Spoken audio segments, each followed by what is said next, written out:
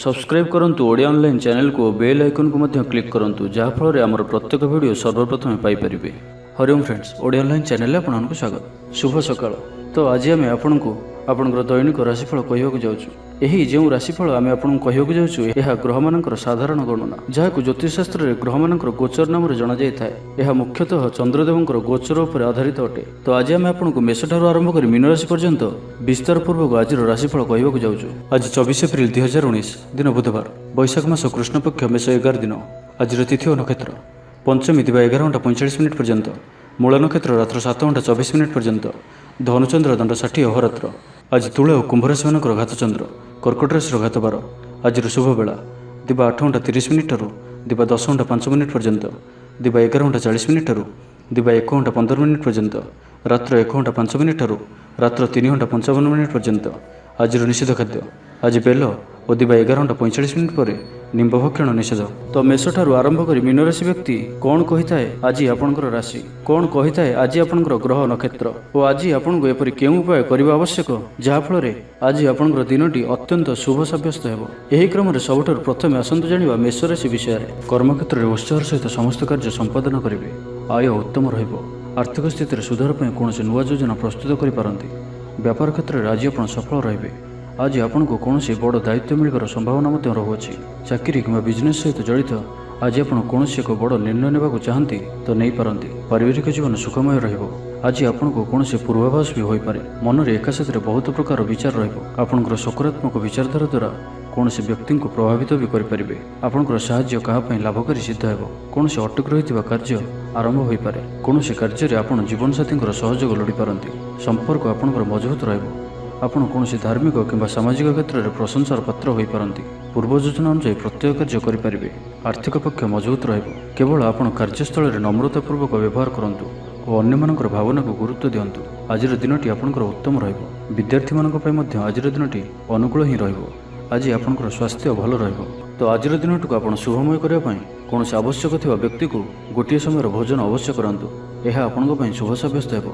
एबे आसंतु वृष राशि विषय जानिबा। किछि स्वास्थ्य जनित समस्या देखा दे पारे। भातृविवाद देखादेव। कुटुंब हेतुक जंजाल बढ़िबो। मानसिक अशांति बढ़िबो। कर्मक्षेत्र में बाधा जन्मिबो। मन दुर्बल रहिबो। व्यय बढ़ी पारे। आशंकार दिन काटिबे। कर्मक्षेत्र में अनिच्छा सत्वे बहु कष्ट कार्यनिर्वाह करेंगे। महिला माने बदखर्ची स्वभाव रहिबे। छात्र छात्री माने समय अपचय करी पश्चाताप करेंगे। पड़ोशी मतांतर देखादेव। चाहूथिबा साहाय्य पाइबारे बाधा उपजिबो। व्यवसाय लाभ स्वल्प ही रहिबो। मानसिक व्याकुलता बढ़ी पारे। कौनसी कार्य लोभग्रस्त हेबे। हानि और लाभ समान रहिबो। किछि अर्थर अभाव अनुभव करेंगे।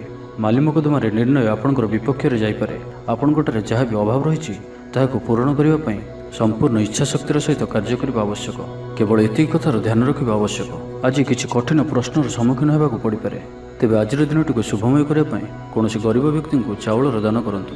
यह आपण शुभ ही रहिबो। एबे आसंतु मिथुन राशि विषय जानिबा। स्वास्थ्य क्रमशः उन्नति परिलक्षित हेबो। मन प्रसन्न रहिबो। धार्मिक भावना वृद्धि हेबो। मन में जहाँ भी आशंका कि संकोच रही छाड़ी दिंतु। आपण सफल हेबे। जो कार्य भी आपणकर हाथ रही केवल तारि उपर ध्यान रखंतु। सामाजिक प्रतिष्ठार वृद्धि हेबो। जो लोक अविवाहित अछंती सेमानक पय किछि विवाह प्रस्ताव आसीपारे। घरर वातावरण भल रहिबो। कार्यक्षेत्र में किछि व्यक्ति आपणकोठार सहयोग लोड़िबे। आज आपण किछि एपरि कार्य करिवे जहाँ बहुत दिन चिंता करुथिले। तेबे अचानक सम्मुख को आसुथिबा कार्य करिबा पय निजको सर्वदा प्रस्तुत रखंतु। आज आपण ईर्ष्याळु व्यक्ति सावधान रुहंतु। कौन वाद विवाद भी दूरे रुहंतु। आज दिनटी आपणक पय अत्यंत उत्तम रहिबो। दाम्पत्य जीवन हसखुशी कटिबो। पड़ोशी सह उत्तम संपर्क बजाय रहिबो। छात्र छात्री मानक पय मध्य आज दिनटी अत्यंत शुभ रहिबो। छात्र छात्री माने श्रृंखलित हेबे। आईन अदालत चलुवा कौन निर्णय आपणकर पक्ष रही पारे। व्यवसाय उन्नति देखादेव।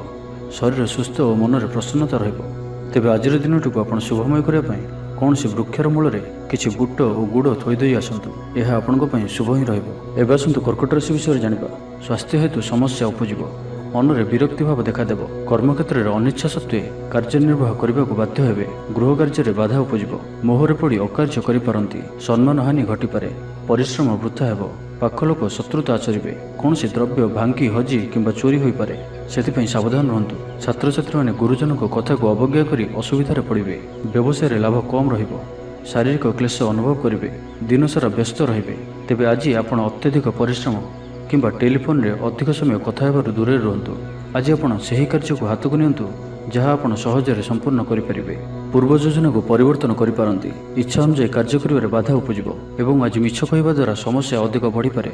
ତେବେ ଆଜିର ଦିନଟିକୁ ଶୁଭମୟ କରିବା ପାଇଁ କୌଣସି ମନ୍ଦିରରେ ଘିଅର ଦୀପଟି ଅବଶ୍ୟ ଜାଳନ୍ତୁ। ଏହା ଆପଣଙ୍କ ପାଇଁ ଶୁଭ ହିଁ ରହିବ। ଏବେ ଆସନ୍ତୁ ସିଂହ ରାଶି ବିଷୟରେ ଜାଣିବା। ସ୍ୱାସ୍ଥ୍ୟକୁ ଜଗି ରଖି ଚଳିବେ। କର୍ମକ୍ଷେତ୍ର ସହଜ, ସରଳ ଓ ଆନନ୍ଦଦାୟକ ରହିବ। ମନରେ ଉତ୍ସାହ ରହିବ।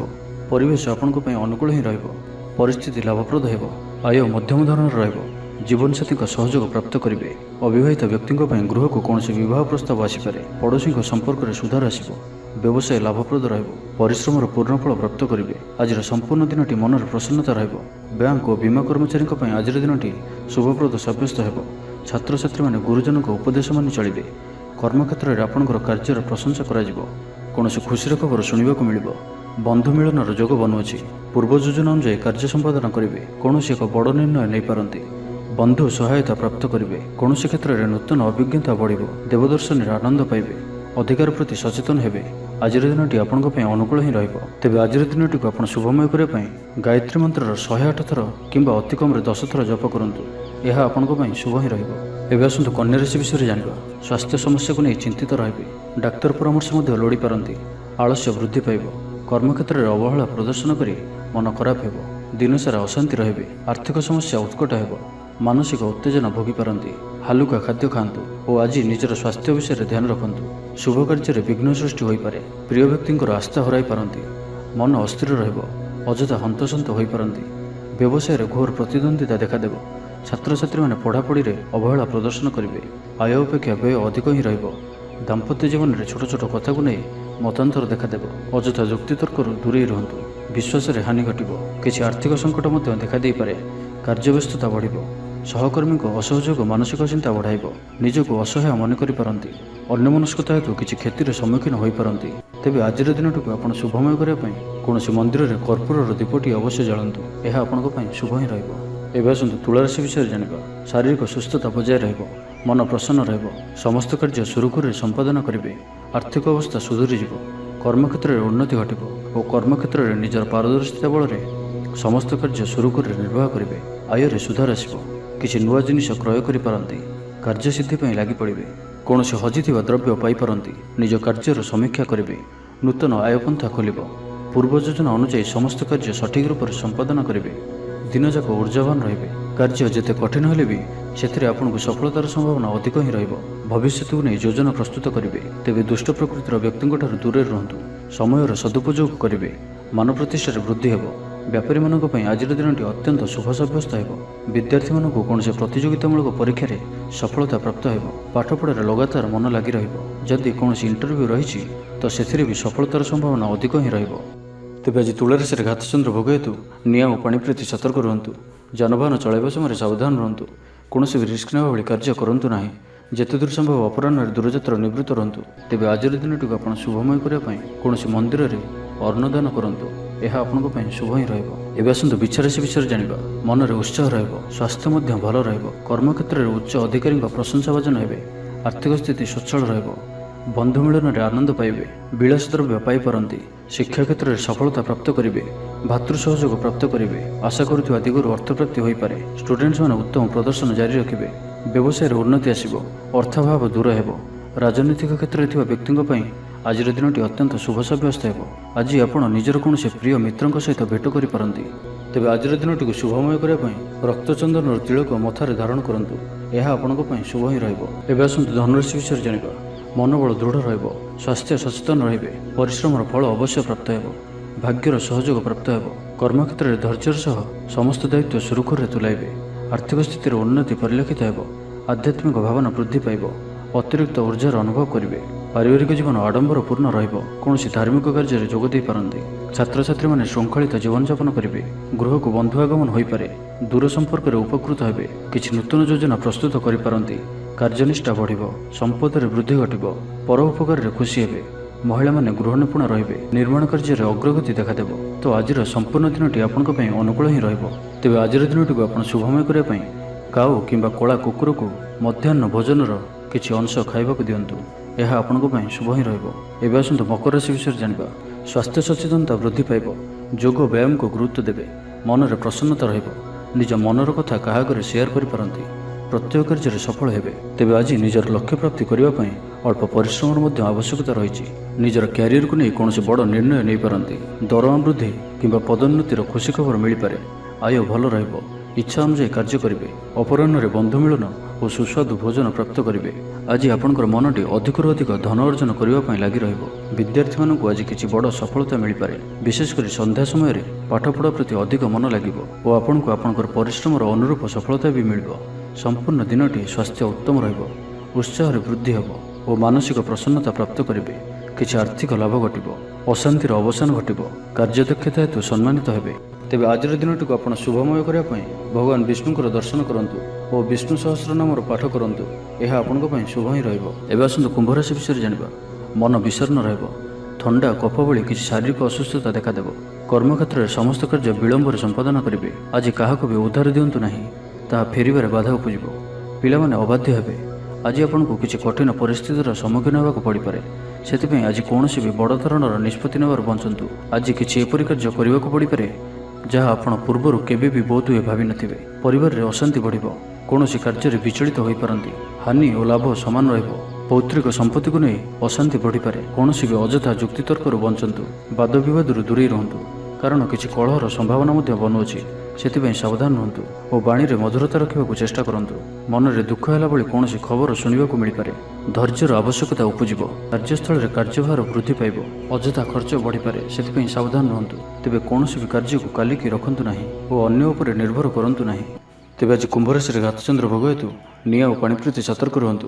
ଯାନବାହନ ଚଳାଇବା ସମୟରେ ସାବଧାନ ରୁହନ୍ତୁ। କୌଣସି ବି ରିସ୍କ ନେବା ଭଳି କାର୍ଯ୍ୟ କରନ୍ତୁ ନାହିଁ। ଯେତେ ଦୂର ସମ୍ଭବ ଦୂରଯାତ୍ରାରୁ ନିବୃତ୍ତ ରୁହନ୍ତୁ। ଯଦି ଏପରି ସମ୍ଭବ ନ ହୁଏ ତ ସାବଧାନ ରୁହନ୍ତୁ। ତେବେ ଆଜିର ଦିନଟିକୁ ଶୁଭମୟ କରିବା ପାଇଁ କୌଣସି ବ୍ରାହ୍ମଣଙ୍କୁ କିମ୍ବା କୌଣସି ବୃଦ୍ଧ ବ୍ୟକ୍ତିଙ୍କୁ କିଛି ଫଳ ଦାନ କରନ୍ତୁ।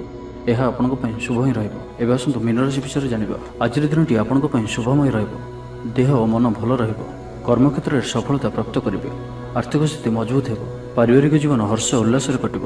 ଆଜି ଆପଣ ପରିବାର ସହିତ ଅଧିକ ସମୟ ଦିଅନ୍ତୁ। ଏହା ଆପଣଙ୍କ ପାଇଁ ଶୁଭ ସାବ୍ୟସ୍ତ ହେବ।